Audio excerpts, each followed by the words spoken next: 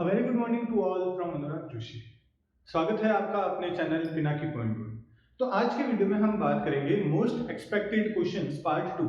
Okay, first part के अंदर हमने दो कॉन्सेप्ट्स देखे थे ऊप्स के, दो फंडामेंटल्स जिनके ऊपर काम कर सकते हैं, जैसे क्लास एंड ऑब्जेक्ट और इनहेरिटेंस। तो इनहेरिटेंस के अंदर उसके जो पार्ट्स वगैरह, जैसे इनहेरिटेंस जो है 5 टाइप्स के होते हैं, तो वो सारा अगर आपको कुछ भी देखना है तो उसके लिए जो लिंक है वो डिस्क्रिप्शन में, वहां से आप जाके इनहेरिटेंस को अच्छे से समझ सकते हैं। अपन यहाँ पे सिर्फ और सिर्फ जो वाइवा के अंदर क्वेश्चंस पूछे जाते हैं उनके ऊपर बात है, पूरे इनहेरिटेंस को नहीं समझा रहे, क्लास एंड ऑब्जेक्ट्स को अपन नहीं समझा रहे यहाँ पे। ओके, तो आज अपन बात करेंगे तो बाकी के फंडामेंटल्स बचे हुए थे ऊप्स के वो उनमें। तो सबसे पहले आज अपन बात करेंगे, थर्ड जो है आपका वो होता है आपका पॉलीमॉर्फिज्म। ओके, अभी पॉलीमॉर्फिज्म क्या होता है, अगर आप बुक के अंदर देखेंगे, बुक के अंदर इसकी अच्छी से डेफिनेशन दे रखी है। Poly means many, morphism morphism means forms, means one function that has many forms is called polymorphism। उसके बाद उसके अंदर आपको एक एग्जांपल भी दिया होगा कि अगर एक जनरल बात करें डेली लाइफ की, तो अगर कोई एक पर्सन होता है जो एक ही पर्सन है बट अलग अलग कैरेक्टर्स प्ले करता है, जैसे अगर अपने ऑफिस में है तो एक एम्प्लॉय है, अगर वही स्टूडेंट, अगर जो भी पर्सन है अगर वो स्कूल में स्टूडेंट है, अगर घर पे है तो वो अपना बेटा या बेटी है। तो अगर एक ही पर्सन अगर अलग अलग चीजें परफॉर्म करवा रहा है, पॉलीमॉर्फिज्म का एग्जांपल है। ये डेली रियल लाइफ एग्जांपल आपके बुक के अंदर दिया हुआ। बट प्रोग्रामिंग के अंदर होता क्या है पॉलीमॉर्फिज्म, ये भी तो बताना चाहिए अपन को। अपन वहां पे एक एग्जांपल ऐसा भी देना पड़ेगा वाइवा के अंदर, मैंने इंटरव्यूअर को, कि जिससे उसको ये पता चले कि पॉलीमॉर्फिज्म एक्चुअली होता क्या है। ओके, तो पॉलीमॉर्फिज्म क्या होता है कि it has many forms, it occurs when more than one class exists in our program। Okay, इसका क्या मतलब है कि सबसे पहली बात आपको एक चीज याद रखनी चाहिए, ध्यान में होनी चाहिए कि पॉलीमॉर्फिज्म उसी वक्त काम करेगा जब आप इनहेरिटेंस का कोई प्रोग्राम बना रहे हो, ठीक है ना। सेकंड, पॉलीमॉर्फिज्म क्या होता है कि अगर आपने जैसे दो क्लासेस बनाई है, दोनों क्लासेस के अंदर आपने सेम नाम के फंक्शंस को रखा है, तो वो आपके क्या कहलाएगा, पॉलीमॉर्फिज्म कहलाएगा। बट उनकी जो आइडेंटिटीज है, उनका जो वर्किंग है वो अलग अलग होना चाहिए। तो कैसे, ये हमने हमें समझ लिया, इसको देखते हैं कि कैसे काम करता है। तो सपोज करिए मैंने एक कोई क्लास बना दी ए नाम की। ओके, अब इस क्लास के अंदर मैंने एक फंक्शन बनाया, सबसे पहले पब्लिक लिख दिया क्योंकि हमें पता है एक्सेस मॉडिफायर लिखना जरूरी होता है क्लास के अंदर। अब नहीं लिखते हैं तो क्या होता है वो भी बताऊंगा अभी आपको, पहले एक बार ये नहीं है, पॉलीमॉर्फिज्म का एग्जांपल बता देता हूं फिर आपको बताता हूं। तो अब यहाँ पे देखें, मैंने एक फंक्शन बनाया void sum नाम का, इसके अंदर मैंने एक वेरिएबल बनाया इंटीजर i। ओके, और इसके अंदर जो भी ऑपरेशन परफॉर्म करवाना चाहता है, जो भी मेरा लॉजिक पार्ट है वो इसके अंदर आ जाएगा यहाँ पे। चलिए, इस क्लास को मैंने क्लोज कर दिया। अब एक और क्लास बनाता हूं मैं, क्लास b। ओके, इनहेरिट कर रहा हूं तो आपको पता है इनहेरिट करने के लिए मेरे को कॉलन का यूज करना पड़ेगा, और यहां पे मैं लिख देता हूं जैसे पब्लिक ऑफ ए। ओके, और इसके अंदर एक और फंक्शन बनाता हूं, बट उस फंक्शन का नाम मैं क्या रख देता हूं, सम ही रख रहा हूं, समझे।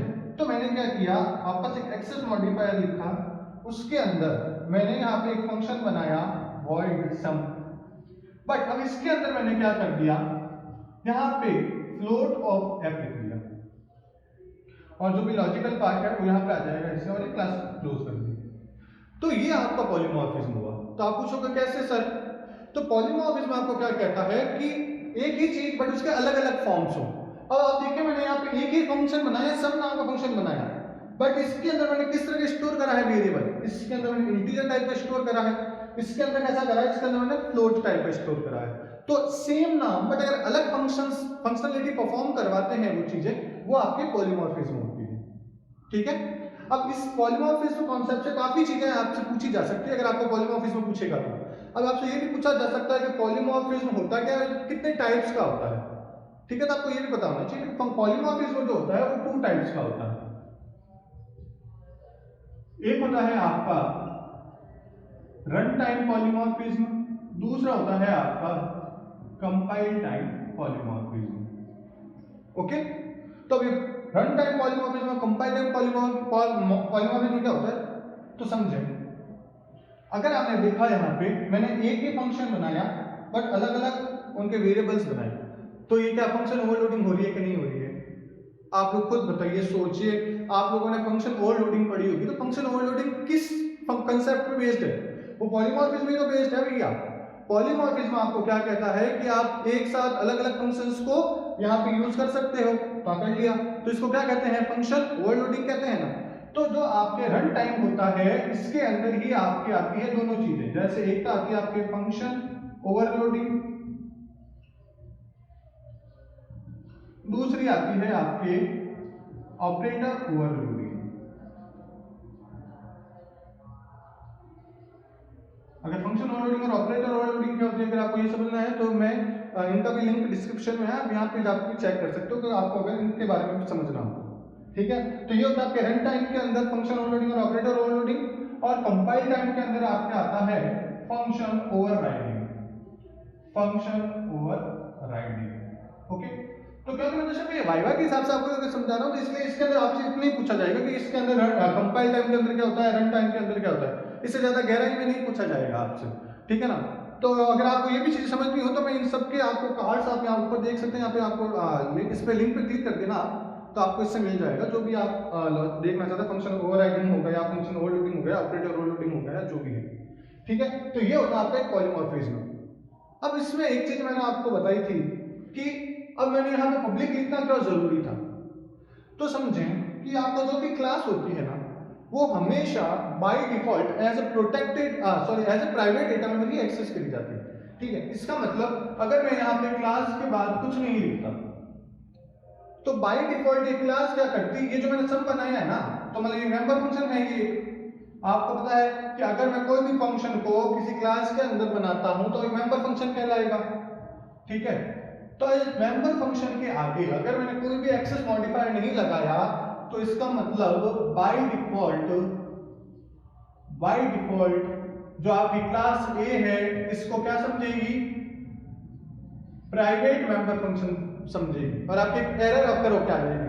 क्यों आएगी, क्योंकि हमने देखा है प्रीवियस वीडियोस के अंदर भी मैंने आपको बताया था कि अगर कोई भी डेटा प्राइवेट अगर होगा तो आप उसको इस क्लास के बाहर एक्सेस नहीं कर सकते। ठीक है ना, ये किस केस में कर सकते हैं, सिर्फ प्रोटेक्टेड के केस में कर सकते हैं। ठीक है ना, तो चलिए यहाँ तक अपन का कॉन्सेप्ट क्लियर हो गया, पॉलीमॉर्फिज्म क्या होता है और कितने टाइप्स का होता है। नेक्स्ट अब हम बात करते हैं इनकैप्सुलेशन के ऊपर। सेकंड है आपका इनकैप्सुलेशन। अभी इनकैप्सुलेशन क्या होता है, तो आप बुक के अंदर देख लेना, इसकी एक डेफिनेशन दे रखी होगी आपको, wrapping up of data and information in a single unit. तो आप यहां से आपके वाइवा चल रहा है तो आप बुक से ये रीड करके चले गए कि इनकैप्सुलेशन पूछेगा तो हमें बताना है कि wrapping up of data into under single unit is called encapsulation. अगर इससे क्या होगा कि आप जैसे ये डेफिनेशन दे दोगे तो पूछेगा कि अब इससे आप समझेगा ये बताइए, तो आपके बुक के अंदर एक बहुत अच्छा सा एग्जांपल दे रखा है, आप वो भी उसको अगर पढ़ के जाओगे उसको समझा पाओगे कि sir wrapping up of data का मतलब आप एक एग्जांपल ले लीजिए, रियल लाइफ एग्जांपल, जिसके अंदर आपने देखा होगा सर कि अगर अपन कोई कैप्सूल होता है मेडिसिन वाला, तो उसके अंदर क्या होता है सर कि बहुत सारी मेडिसिन ऐसे बॉल्स होती हैं और उनको क्या किया जाता है, एक कैप्सूल के अंदर ऐसे कोटेड कर दिया जाता है, जिसके अंदर क्या होता है कि सारा जो भी आपके मेडिसिन है वो सारी क्या एक साथ रैपअप हो गई है। तो एक अच्छा एग्जांपल होता है इनकैप्सुलेशन का। ठीक है, तो हमें आपको रियल लाइफ एग्जांपल तो देना है नहीं, आप प्रोग्रामिंग से इससे क्या समझे आपको ये बताना पड़ेगा। वहां पे ये बुक के अंदर काफी बुक्स के अंदर ऐसे कुछ एग्जांपल दे रखे होंगे, बट ये भैया आप फिजिबल है क्या, प्रोग्रामिंग के अंदर आप क्या समझे, ये तो बता ही नहीं पा रहे बुक्स वाले। तो समझे, मैं आपको बता रहा हूँ, गौर से सुनना कि ये क्या कह रहा है, wrapping up of data and information in a single unit. तो आप मेरे को बताइए कि हमने क्लास के अंदर क्या पढ़ा था कि क्लास होती है सर, उसके अंदर आप अलग अलग टाइप के डेटा टाइप्स को यूज कर सकते हो, मेंबर फंक्शंस को यूज कर सकते हो। तो अगर मैं लिखता हूं वॉइड सम बनाया, ये यहां पे पब्लिक लिख दिया, तो अब आप मेरे को एक चीज बताइए कि अगर मैं ये सारी चीजें एक साथ लिख देता हूं एक क्लास के अंदर, तो ये मैंने सारे डेटा को रैप कर दिया या नहीं कर दिया। यस या नो आप कमेंट सेक्शन में मेरे को बताइए कमेंट करके कि जो मैंने बोला है वो सही है या गलत है। आप लोगों ने क्लास एंड ऑब्जेक्ट तो पढ़ रखा होगा ना, तो आपको ये चीज तो पता होगी कि अगर मैं इस सारे डेटा को एक साथ स्टोर करके यूज कर सकता हूँ नहीं कर सकता हूँ मेन फंक्शन के अंदर, तो एक इनकैप्सुलेशन का एग्जांपल होगा कि नहीं होगा? होगा ना भैया। तो ये आपका एक इनकैप्सुलेशन का एग्जांपल हो गया। तो जब आपसे एक्सटर्नल पूछे कि इनकैप्सुलेशन होता क्या है, तो आप उसको सबसे पहले जो डेफिनेशन है वो बता देंगे, wrapping of data and information in a single unit is called encapsulation. Okay, फिर पूछेगा इससे आप समझे क्या, इसका कोई एग्जांपल दीजिए, तो आपको कैप्सूल का एग्जांपल नहीं देने बैठ जाना। आप लोग अगर ये एग्जांपल दोगे कि सर अपन ये कह सकते हैं कि जो कोई क्लास होती है प्रोग्राम के अंदर बनाते हैं तो इनकैप्सुलेशन का एग्जांपल उसको मान सकते हैं अपन, ठीक है ना? तो इंटरेस्ट हो जाएगा, एक आध नंबर ज्यादा ही देगा आप लोगों को, ठीक है ना? तो ये होता है आपका इनकैप्सुलेशन। चलिए नेक्स्ट हम बात करते हैं आपका डेटा एब्स्ट्रैक्शन। अब डेटा एब्स्ट्रैक्शन क्या होता है, तो इसके लिए आपके पास जो बुक्स के अंदर आपके डेफिनेशन दे रखी है डेटा एब्स्ट्रैक्शन की, ये क्या कहता है कि it provides only essential data outside the world. It provides होगा क्या? इट हाइड्स होगा। इट हाइड्स इंपोर्टेंट इंफॉर्मेशन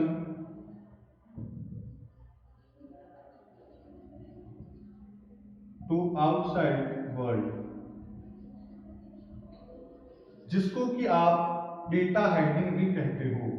तो डेटा हाइडिंग जो है आपका वो क्या है? वो डेटा एब्स्ट्रैक्शन का ही एक पार्ट है।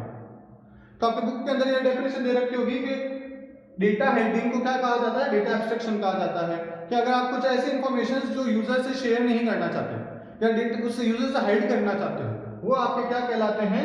डेटा एब्स्ट्रैक्शन कहलाता है। तो इसके एक एग्जांपल्स भी दे रखे हैं बुक्स के अंदर, काफी बुक्स के अंदर दे रखा होगा कि जैसे आप मैकेनिज्म देख लो टीवी का, आप जैसे ही टीवी के रिमोट से आप बटन ऑन क्लिक करते हो तो आपकी टीवी ऑन हो जाती है। तो उसके पीछे की मैकेनिज्म क्या है ये अपन को नहीं बताई जाती कि उसका इंफ्रारेड रेजेस हैं जिनकी हेल्प से ये ऑन हो रहा है। या आप कोई एक कार का एग्जांपल भी बहुत ज्यादा बुक्स के अंदर दिया जाता है कि अगर आप कार खरीदने जाते हो तो आपको जो सेल्समैन होता है वो क्या करता है, बार बार की सारी चीजें बता देगा, मॉडल नंबर ये है सर, इसके अंदर ये डिजाइनिंग इसकी ऐसी, इसका कलर ऐसा है, और उसके अंदर कैसा शाफ्ट लगा हुआ है, कितने इंजन लगे हुए हैं, ये सारी चीजें अपन को थोड़ी बताता है। या कैसे उसकी मैकेनिज्म कैसे होगी, कैसे वो काम करेगा, कितने आरपीएम पे उसका मशीन काम करेगी, ये सारी चीज थोड़ी ना बताएगा अपन को। तो वो क्या कहलाती है? डेटा हाइडिंग कहलाती है। बट मेरे को एक चीज बताओ मेरे भाइयों कि ये आपके यहाँ पे कोडिंग के अंदर कहीं काम आई क्या चीज? नहीं आई ना। तो अपन को अगर एक्सटर्नल को इंप्रेस करना है या अगर आप कभी वाइवा देने के इंटरव्यू देने भी जाते हो जॉब के अंदर, तो आपको अगर उसको इंप्रेस करना है तो कुछ ऐसा एग्जांपल देना पड़ेगा जो आपका कोडिंग से रिलेटेड हो। डेली लाइफ एग्जांपल देने से मतलब ही है। तो समझे, मैं आपको ये भी बता देता हूँ डेटा एब्स्ट्रैक्शन का एक अच्छा सा एग्जांपल क्या हो सकता है कि अगर आप एक क्लास के अंदर, जैसे एक क्लास बना दी मैंने एक्स वाई जेड, इसके अंदर तो कोई भी वेरिएबल्स को आप अगर प्राइवेट लेते हो, समझना मैं क्या कह रहा हूं, अगर आप क्लास के अंदर कुछ ऐसे वेरिएबल्स बना रहे हो जिनको आप क्या करते हो, प्राइवेट लेते हो, तो वो आपका एक डेटा हाइडिंग का एग्जांपल हो सकता है कि नहीं हो सकता है? आप लोग खुद बताएंगे। आपने क्लास के अंदर प्राइवेट के अंदर, पब्लिक के अंदर, प्रोटेक्टेड के अंदर, ये सब समझ रखा है। आप बताइए अपना थोड़ा सा दिमाग लगा के कि अगर मैं कहता हूं कि मैं अगर एक क्लास के अंदर किसी वेरिएबल को प्राइवेट के अंदर लिखता हूं तो वो एक डेटा हाइडिंग का, डेटा एब्स्ट्रैक्शन का एग्जांपल हो सकता है कि नहीं हो सकता है? आपको क्या लगता है? कमेंट सेक्शन में बताइए मेरे को। तो आपको उससे अगर कुछ और डाउट होंगे तो अपन क्लियर करेंगे कि क्यों नहीं हो सकता, उसके साथ आप बताना। तो मैं आपको ये बताना चाहता हूँ ऐसा होता है। ये प्राइवेट के अंदर का अपन, जैसे मैंने समझने पूरा प्रोग्राम बताऊँ फिर आपको बताता हूँ। अब समझ लीजिए मैंने एक पब्लिक के अंदर लिख दिया कैरेक्टर के अंदर अपना नाम, ठीक है? अब देखते हैं, ये मैंने क्लास अंदर कर दी। तो अब मेरे को एक चीज बताइए, अब होता क्या है, काफी बारी आप लोगों को पता होगा कि जनरल वे में बात करें अपन, अगर अपन से कोई पूछता है कि अच्छा भाई तू जॉब करते तो सैलरी क्या है, तो अपन काफी ऐसी चीजें होती है जैसे हर किसी को साथ शेयर नहीं करना चाहते, ठीक है ना? तो वैसे वैसे अगर कोई प्रोग्राम बना रहा हूँ जिसके अंदर मेरे से सैलरी पूछी जाएगी तो मैं इसके अंदर कुछ ऐसी कोडिंग कर देता हूँ कि जिससे मैं जितनी सैलरी है उससे कम पता चले उसको, ठीक है ना? अब सर आप पूछोगे सर कैसे, आप हवा में बातें कर रहे हो, तो मैं आपको यहाँ कोडिंग करके बता देता हूँ। मैं यहाँ पे लिख देता हूँ, जैसे एक और फंक्शन बना देता हूँ मैं, जैसे void show नाम का फंक्शन बनाया और इसके अंदर मैंने लिख दिया, सॉरी int show नाम का फंक्शन बनाता हूँ, इसके अंदर मैं लिख देता हूँ रिटर्न सैलरी माइनस 5000, ओके। और सी आउट के अंदर मैं प्रिंट करवा देता हूँ इस शो फंक्शन को। तो अब मेरे को एक चीज बताइए, अगर कोई आया उसने कहा ऐसा मेरे को यार इसकी सैलरी पता करनी है, तो वो क्या करेगा, मेरे से पूछेगा कि भाई तेरी सैलरी कितनी है। तो मैं यहाँ पे मैंने इसके अंदर कोडिंग क्या कर रखी है कि जो भी मेरे से सैलरी पूछेगा उससे 5000 कम ही शो कराऊंगा मैं, क्योंकि मैं नहीं बताना चाहता कि मेरे पास मेरी सैलरी कितनी है या कितनी नहीं है। तो इसके लिए मैंने क्या किया, ये सैलरी माइनस 5000 नाम का कोई लॉजिक लिख दिया और उस प्राइवेट के अंदर डाल दिया। तब ये वाला डेटा मेरा हाइड हुआ कि नहीं हुआ। अब यूजर को बस वही दिखेगा जो मैं उसको शो करवाना चाहता हूँ। तो ये आपका डेटा हाइडिंग का एक एग्जांपल है। तो सपोज करिए अगर वो सैलरी के अंदर 25,000 भी डालेगा तो उसके बाद प्रिंट होके क्या आएगा, 20,000 भी प्रिंट होके आएगा। ऐसा क्यों होगा, क्योंकि हमने हमारे फंक्शन के अंदर ये सैलरी माइनस 5000 लिख रखा है, बट ये यूजर को तो पता नहीं होगा ना कि आपने पीछे कोडिंग क्या करी हुई है। तो यही होती है आपकी डेटा हाइडिंग, जिसको कि डेटा एब्स्ट्रैक्शन भी कहा जाता है, ओके। चलिए अब एक चीज और एक आप ध्यान से देखना, अभी मैंने इसके अंदर एक वेरिएबल बनाया था जो मैंने लिखा था कैरेक्टर नेम और यहां मैंने कुछ साइज दी थी। तो आपसे ये भी पूछा जा सकता है कि आप लोग यहाँ पे जब भी कोई वेरिएबल बनाए तो साइज क्यों दे दिया आपने। तो हमें पता है कि C और C++ के अंदर हमारा हर जो भी कंपाइलर क्या करता है एक एक कैरेक्टर को प्रिंट करके दे देता है। तो अब होगा क्या कि आपने अगर जैसा होगा कि जैसे मैंने कोई 20 बनाए तो मेमोरी यहाँ पे एलोकेट हो जाएगी, ऐसे 20 मेमोरी एलोकेट हो जाएगी, ठीक है। अब इसके अंदर आप जो भी चीज लिखोगे, अगर मैं लिखता हूँ PINAKI, ये इस तरह से स्टोर करेगा सारे वैल्यूज को। तो अब आप अगर ऐसा नहीं लिखते हो तो क्या होगा, तो वो भी समझें। अब मैं इसको अगर समझें, सबसे पहले एक पूरा पहले कैरेक्टर के ऊपर बात करते हैं, फिर आगे बात करते हैं। आपका जो 5 फंडामेंटल सब कंप्लीट हो चुके हैं, ठीक है ना। अपन ने सबसे पहले क्लास एंड ऑब्जेक्ट क्या होता है ये देख लिया। सेकंड हमने देखा कि आपके इनहेरिटेंस क्या होता है, उसके कितने टाइप्स होते हैं, ये पूछा जा सकता है। फिर हमने पॉलीमॉर्फिज्म देखा कि पॉलीमॉर्फिज्म होता क्या है और इसके कितने टाइप्स होते हैं, वो अपन ने देख लिया। फिर हमने इनकैप्सुलेशन देख लिया क्या होता है, इनकैप्सुलेशन देख लिया भैया। और फिर अपन ने अभी सबसे लास्ट में डेटा एब्स्ट्रैक्शन देख लिया क्या होता है, ओके। तो ये पांचों जो फंडामेंटल्स होते हैं उसके वो हमने देख लिए।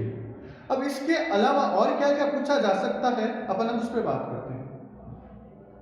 तो जैसा कि मैं आपको भी समझा रहा था कि अगर मैं कोई वेरिएबल बनाता हूं कैरेक्टर टाइप का और इसके अंदर जैसे मैंने कैरेक्टर नेम नाम का एक वेरिएबल बनाया, इसके अंदर मेरे को साइज देनी जरूरी क्यों है, ठीक है ना, समझे। अगर मैं लिखता हूं कैरेक्टर नेम और साइज के साथ, यहां पे मैं लिख देता हूं जैसे PINAKI, ठीक है। तो यहां पे मैंने इसको जो मेरा नेम नाम का वेरिएबल है उसको पिनाकी जो है वो असाइन करवा दिया। तो अगर मैं यहां प्रिंट करवाना चाहूंगा सी आउट के अंदर नेम, तो आउटपुट क्या आ जाएगा, तो आउटपुट मेरा आ जाएगा PINAKI पिनाकी, ओके। बट समझे अगर मैंने लिखा कैरेक्टर, ये हमारा एक वेरिएबल, ये दूसरा, मैंने लिखा character name equals to Pinaki, ये मैंने असाइन कर दिया इस नेम को पिनाकी। तो इससे क्या होगा कि जब आप प्रिंट कराना चाहेंगे ना इस नेम को, तो ये आपके पास क्या करेगा, आउटपुट के अंदर सिर्फ और सिर्फ आपको P प्रिंट करके दे देगा। ये आपको क्या करेगा, सिर्फ और सिर्फ P प्रिंट करके दे देगा। क्यों, क्योंकि हमने इसमें कोई साइज ही नहीं दी। तो हमें पता है कि कैरेक्टर जो है वो कितनी मेमोरी एलोकेट करता है, सिर्फ 1 बाइट की करता है, ठीक है ना। तो इसके अंदर क्या होगा, सिर्फ आपके पास P प्रिंट करके दे देगा। बट अपन तो पूरी की पूरी स्ट्रिंग प्रिंट करवाना चाहते हैं ना अपन, तो उसके लिए क्या करते हैं अपन, जब भी कोई भी कैरेक्टर टाइप का वेरिएबल बनाते हैं तो उसके अंदर उसकी कोई साइज देते थे, ओके। चलो नेक्स्ट हम बात करते हैं स्ट्रक्चर और क्लास के अंदर डिफरेंस क्या है। ये पूछा जा सकता है आपसे कि आप लोगों ने सी के अंदर स्ट्रक्चर पढ़ा था, ठीक है। तो अब C++ के अंदर हमें क्लास की नीड क्यों पड़ी, क्योंकि हमें पता है कि स्ट्रक्चर का काम क्या होता है, स्ट्रक्चर का भी वही काम होता है जो क्लास का काम होता है। स्ट्रक्चर के अंदर भी आप लोग क्या कर सकते हो डिफरेंट टाइप के डेटा टाइप्स को एक साथ स्टोर करवा सकते हो, क्लास के अंदर भी आप एक साथ डिफरेंट टाइप के डेटा टाइप्स को स्टोर करवा सकते हो। बट हमें इसकी नीड क्यों पड़ी क्लास की? तो समझें जो आपकी क्लास है ना वो स्ट्रक्चर से ज्यादा सिक्योर है। ओके, जो आपकी क्लास है वो आपके स्ट्रक्चर से ज्यादा क्या है? सिक्योर है। तब आप पूछोगे सर सिक्योर क्यों है, कैसे है? तो हमें पता है, हमने अभी अभी देखा था कि जो क्लास होती है वो बाय डिफॉल्ट आपके क्या होती है? As a private member access करती है, ठीक है ना। बट स्ट्रक्चर जो होता है उसके अंदर जो भी आपके वेरिएबल्स होते हैं वो सारे कैसे होते हैं? पब्लिक होते हैं। तो अब आप कुछ ऐसे इंफॉर्मेशन है, कुछ ऐसा डेटा है जो यूजर के साथ शेयर नहीं करना चाहते, तो आप उसको स्ट्रक्चर के अंदर नहीं यूज कर सकते। उसके लिए आपको एक क्लास बनानी ही पड़ेगी, क्योंकि क्लास ही है जिसके अंदर आप प्राइवेट एक्सेस मॉडिफायर्स को यूज कर सकते हो, जिससे आप बाय डिफॉल्ट क्या करेगा? ये आपके डेटा को स्टोर करके रखेगा, हाइड करके रखेगा। ओके, तो ये कभी कभार पूछा जा सकता है कि क्लास और स्ट्रक्चर के अंदर डिफरेंस क्या होता है। ठीक है, तो आई होप आपको यहां तक समझ में आ गया होगा कि 5 फंडामेंटल्स कौन कौन से हैं, उनके अंदर कैसे वर्किंग की जाती है, फिर कैरेक्टर टाइप का अपन वेरिएबल लेते हैं तो उससे क्या होता है, फिर क्लास और स्ट्रक्चर के अंदर डिफरेंस क्या होता है। ठीक है, तो नेक्स्ट वीडियोस के अंदर हम और भी अगर कुछ जो भी वाइवा के अंदर क्वेश्चंस पूछे जाते हैं उनके ऊपर बात करेंगे। ओके, तब तक के लिए आप इन सबको पढ़ें अच्छे से, और अगर कुछ डाउट्स हो तो आप कमेंट सेक्शन में पूछ सकते हैं। Okay, thank you, have a nice